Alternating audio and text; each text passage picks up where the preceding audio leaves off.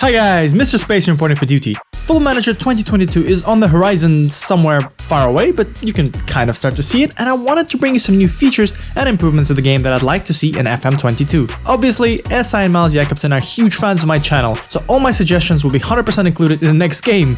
Right?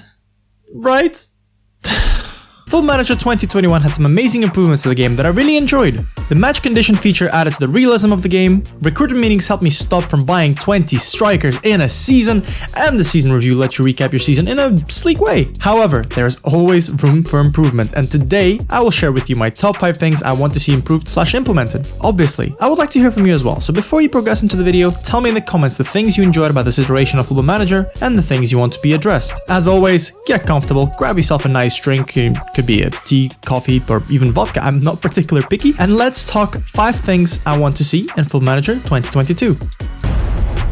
Dynamic potential and current ability. Just imagine the rags to riches story that you can create for yourself if this gets introduced into Football Manager. You start your career as a non-league club and sign a random youngster who has the tiniest hint of potential. They work hard, score some goals, get promoted, work even more, score even more goals, and one day they become a Premier League legend. What I noticed in this iteration of Football Manager is that quite often you see players scoring crazy amounts of goals for a club at a young age for a few seasons, only to randomly disappear and never do anything great again. Whilst one-season wonders are frequent in the real world, there are also cases of players rising from the bottom to become world beaters. Therefore, I would like to propose a more dynamic potential and current ability that are more reliant on a player's performance over time. If you manage to develop your tactics correctly and manage to squeeze the best out of your players, surely they should themselves improve, and if you keep them in your starting lineup as they rise through the leagues and still manage to perform, surely their potential ceiling should increase. I believe that if Pep coached me every week, even my potential ability could rise to the meteoric heights of 20 PA. I would finally become a key player for Spartak Moscow.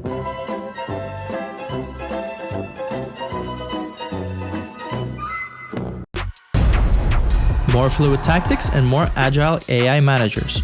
Since I got my single coaching badge, I can't help myself but show off how much smarter I am than everyone else, and this case is no exception. If you watched any of my videos, I often say something along the lines of how unrealistic the single formation tactics are, and how I try to change tactics mid-game depending on what's happening during the game. An opponent is getting too many chances over 20 minutes? Drop the team into a more defensive shape. We're dominating play because the opponent has started to chug? Full steam ahead. It's those kind of manipulations that win you games in real life.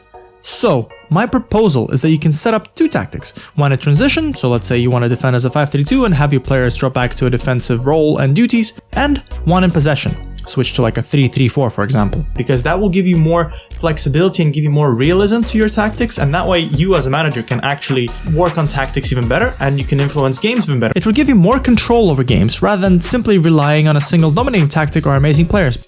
Obviously, by giving you more freedom, the AI should be given even more freedom to change up their game. This year, you quite often see the opposition changing their game style based on what's happening on the score sheet, but I want to see more formation changes, more player roles. I want to feel like I'm beating Pep or Mancini in the game rather than an AI who spams Jack Grealish as a game-changing change. Introduce sports psychology. Sports psychology is a huge part of modern football, whether it's helping your player overcome a potentially career-ending injury or helping them rediscover top form. Sports psychologists are a massive club role that is currently not represented in Football Manager. They are responsible for helping players train and rest better, deal with emotions or setbacks, and just make sure that your football player is performing their best mentally as they are physically.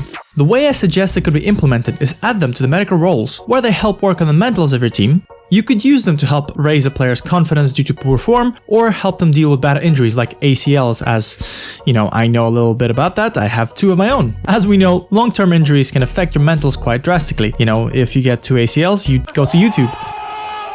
And sometimes they bounce back on their own, but most of the time they don't go to the exact heights where they used to be. When judging by SI's recent trend of adding new staff roles, I won't be surprised if this one gets added as soon as this year, but we'll have to wait and see.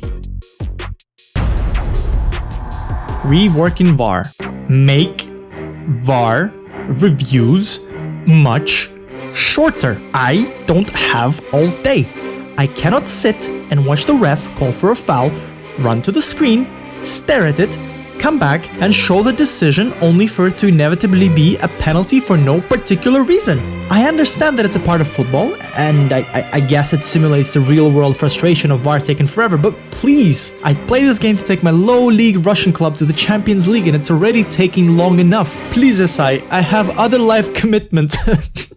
Oh, nice one now. Who am I kidding? I don't, but still, make them shorter so I can play this game more. Another change I'd like to see is a bit more variety in the calls. You know, I just want to see my goal confirmed instead of the horrible message of the goal always being disallowed. We've all been there. You score a goal and the goal confirmation message doesn't come up, which leads to a VAR check screen. Woo!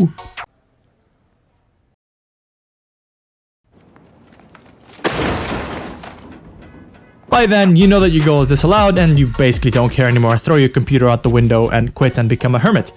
I know some people have said that their goals have been confirmed, but I honestly think that they're liars, and the KGB will be coming for them very soon.